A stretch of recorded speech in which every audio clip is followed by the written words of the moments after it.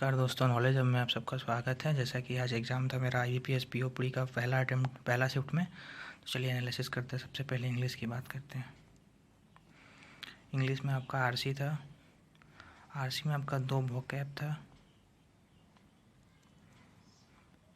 2 vocab था और जो आरसी था आपका एग्रीकल्चर से रिलेटेड था।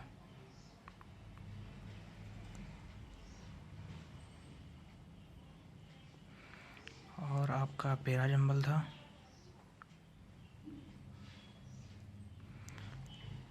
तीसरा आपका एक सेंटेंस दिया हुआ था ABC ऐसे करके, और इस साइड में DEF।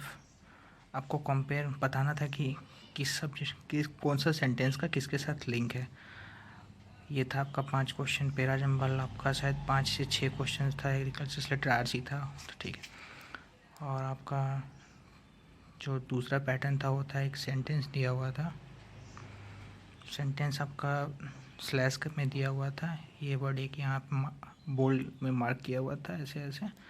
और आपको बताना था कि कौन सा पार्ट से रिप्लेस करें। जैसे कि ये बी, ये सी, ये डी मान लेते हैं, तो ये बी और ए कौन सा रिप्लेस करेगा सेंटेंस के किस पार्ट में। ये था आपका 5 क्वेश्चन। और जो दूसरा चौथा था वो था एक सेंटेंस दिया हुआ था। 4 सेंटेंस था, उसमें बताना था कि कौन सा सेंटेंस करेक्ट है। बस ये हो गया आपका इंग्लिश का रिव्यू। इंग्लिश में आपका अच्छा अटेम्प्ट बोला जाए तो 18 से 20 होगा। अब बात करते हैं रीजनिंग की।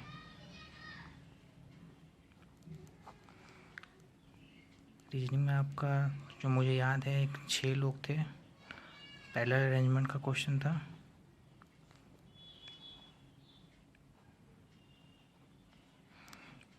रो 1 रो 2 करके था। ABC था एक तरफ PQRST था। और एक था आपका बॉक्स का क्वेश्चन था। बॉक्स में 10 लोग थे, 10 को अरेंज करना था। तीसरा पजल था आपका अननोन सीटिंग अरेंजमेंट का था, तो पता करना था कितने लोग बैठे हुए हैं।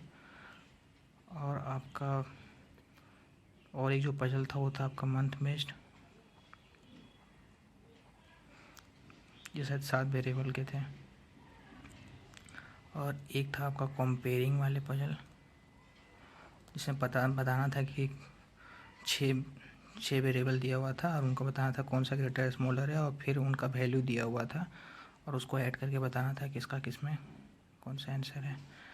और आपका जो मिसक्लेनियस और थे रीजनिंग में, तो आपका एक था वर्ड दिया हुआ था कि सेकेंड, फोर्थ, सिक्स्थ ऐसे, उसका आंसर शायद जेल आ रहा था।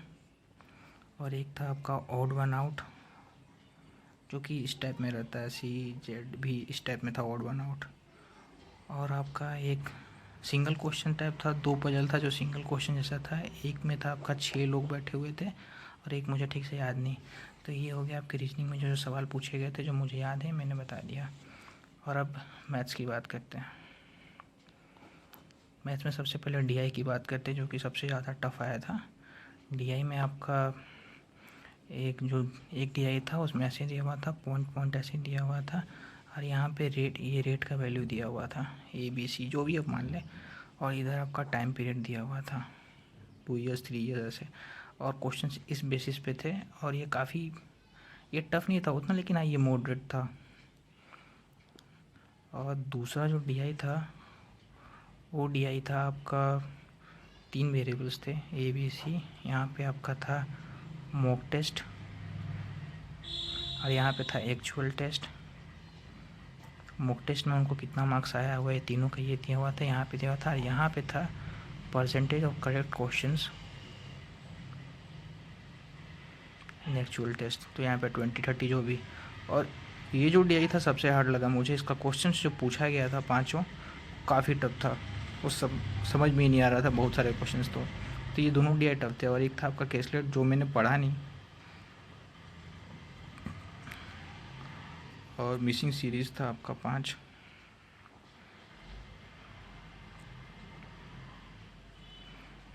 मिसिंग सीरीज़ में से भी मैंने ज़्यादा नहीं बना पाया। 5 में से मैंने सिर्फ 2 बना पाया। और एक था क्वांटिटी, और आपका था क्वांटिटी कंपैरिजन।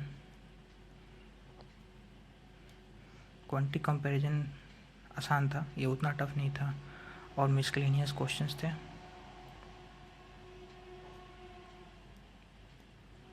मिसक्लेनियस में आपका एलिगेशन से क्वेश्चन था,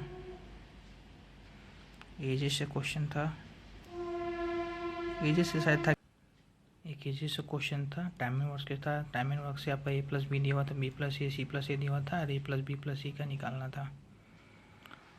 तो मैंने इंग्लिश में मेरा अटैम्प्ट था 20, रीजनिंग में मेरा 25 और मैथ्स में मेरा अटैम्प्ट था 12। टोटल कितना हो गया? 45 + 12। मेरा टोटल अटैम्प्ट आपका रहा 57। Thank you.